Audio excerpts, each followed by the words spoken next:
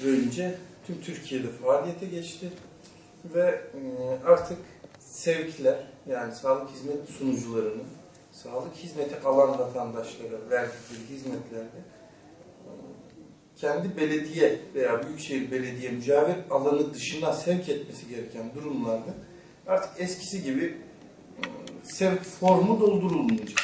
E-sevk alan hastanız 3 gün içerisinde sevk olduğu kuruma müracaat edip o takip numarasıyla muayene olabiliyor ve sonunda da alacağı epikriz formuyla da neticeye vardırabiliyor. Tabi burada önemli olan eskisi gibi kağıt israfının olmayışı. Vatandaşlara karşı mesela eğer bilgi işlem ve otomasyon hizmetini tam olarak oturtamamış hastanelerde bu işlem yine eskisi gibi kağıt sevklerle devam ediyor ama onun dışında tüm kurumların hemen hemen şu ana kadar büyük bir kısmı e-sevk işlemi yapmaya başladı. İlimizde de tamamında zaten e-sevk işlemi uygulanıyor. E-sevkle beraber hastalar daha rahatlamış olacaklar. Daha kolay hizmet alabilecekler. Çünkü eskisi gibi kağıt ceplerinde taşıyarak gidecekleri hastaneye artık sadece bir numarayla gidip o numarayla tüm bilgilerini oradaki doktor arkadaş görebilecek. Şimdi burada tabii ilimize getireceği faydalar özellikle sevkin olmaması. Yani tüm hastaların ilimizde tedavi olunması bizim asıl amacımız. Ama tabii maalesef bazı durumlarda hala sevk yapabiliyoruz. Bazı hastalıklarda Ankara gibi, İstanbul gibi illere gönderiyoruz. Tabii bu eskisi gibi değil artık. Şu anda çok nadir. Zaten biz en fazla sevk ettiğimiz dönem biliyorsunuz ki deprem dönemiydi. Deprem döneminde hastaların hemen hemen tamamını biz sevk ediyorduk. Burada durmak istemeyen vatandaşlarımız vardı. Onları da aileleriyle beraber uçak biletlerini karşılayarak ilgili şehirlere gönderdik. Ve oralarda da takip ederek oralarda ne şartlar altında yaşadıklarını ve tedavi aldıklarını sonuçta takip ettik. Tabii dediğim gibi önemli olan sevk etmemek. Yani bu sınırlar içerisinde, mücavir alanımız içerisinde tüm sağlık sorunlarının çözüme kavuşması. Ama bazı durumlarda sevk ediyoruz. İlimize getireceği fayda şu.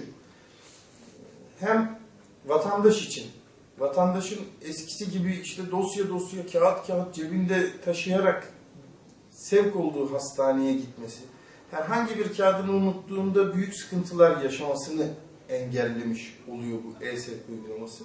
Hem de hekim arkadaşların birbiriyle koordinasyonunu daha iyi sağlamış oluyor. Diğer bir faydası da tabii kağıt israfını engellemiş oluyor. Vatandaşların herhangi bir şey yapmasına gerek yok. Sadece hastaneye başvurduğunda doktorun muayenesinden sonra eğer hekim arkadaş sevk olması gerektiğini söylüyorsa ona zaten bir numara verecek. E-sevk takip numarası. O numarayla beraber gittiği hastanede örneğin Ankara'daki gittiği hastanede o numara üzerinden sağlık hizmet sunucusu yine hizmeti verecek. Bunu isterseniz oradan da biraz bilgi vereyim. Şimdi e-sevk uygulamasında sevki alan vatandaş 3 gün içerisinde ilgili hastaneye gitmek durumunda.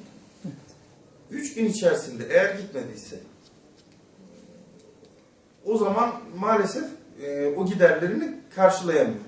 O giderlerini alamayacak.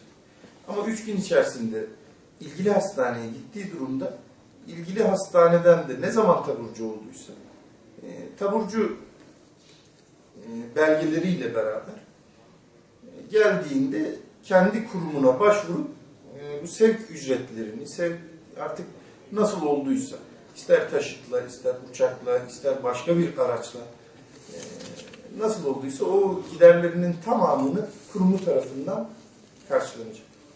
Şimdi normalde araçla sevk uygundur.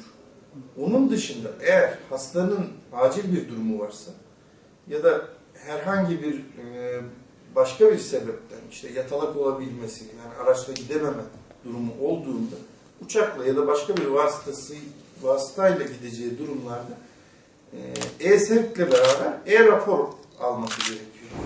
E-raporu da yine aynı sevk eden kurum düzenleyecek ve ona verecek.